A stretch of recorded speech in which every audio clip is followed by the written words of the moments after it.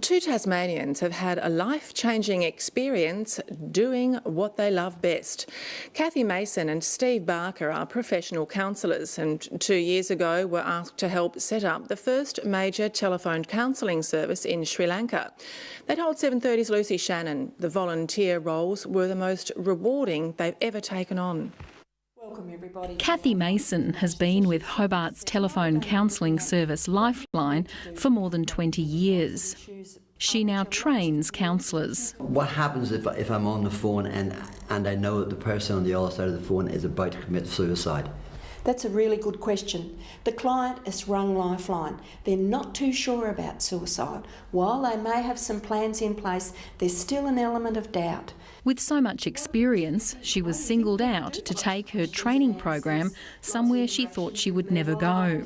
An island about the same size as Tasmania, but home to the same number of people as the whole of Australia. I now call Sri Lanka the second most beautiful island in the world, second to Tasmania.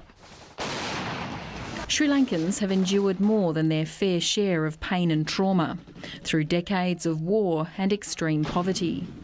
To most, the problems seem insurmountable, but one Sri Lankan-born Australian is determined to make a difference. Jetha Devapura set up a charity foundation called CCC, which stands for Courage, Compassion and Commitment. The impetus was a visit to a cancer hospital 8 years ago in Sri Lanka's capital, Colombo. Seeing the children on the floor with the mother taking treatment because there was a lack of beds, I guess was pretty much a no-brainer to start something or fundraise towards giving them a place to stay. The place, CCC House, is now a reality. Last year it opened its doors in Colombo to cancer patients and their families. Jetha Devapura then set his sights on the mental health of Sri Lankans. Look, I've gone through depression myself, and it's something that I had in my mind to start something. And I think that's probably my personal motivation. We wanted to be the biggest and the best telephone counselling service in Sri Lanka. How Lifeline in Hobart got involved is a story of chance meetings.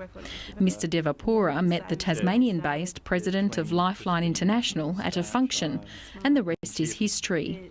Cathy Mason and her colleague Steve Barker jumped at the opportunity to train the Sri Lankan volunteer counsellors. I guess my first reaction was, wow, Sri Lanka. And we didn't know what we were going to go into. Even the day before we left, we think we had 6 trainees. We finished up with 86. And it could be physical, it could be hitting and punching. Lifeline Tasmania's training program is highly regarded and few changes were made. Once the language barriers were broken down, progress was made quickly.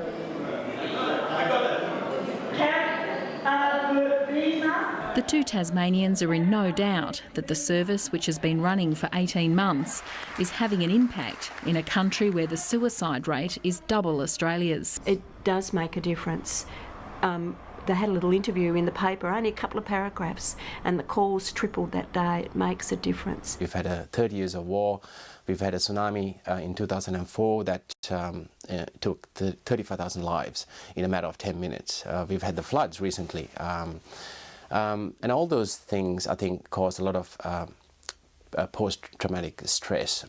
Jetha Devapura is working to break through the social stigma attached to mental illness in his home country. To help, he's signed on one of the country's most loved figures as a CCC ambassador, Sri Lankan cricket captain Kumar Sangakkara. As the ambassador of CCCline, I am proud to be part of an initiative that is aimed at improving the well-being of all people of Sri Lanka.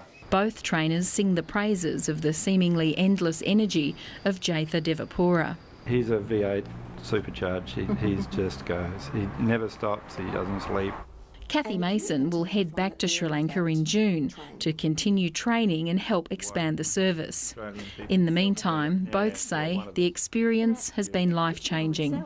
It's made me more compassionate, more thoughtful, more thankful that I live in Tasmania and what a peaceful place we live in and how blessed we are.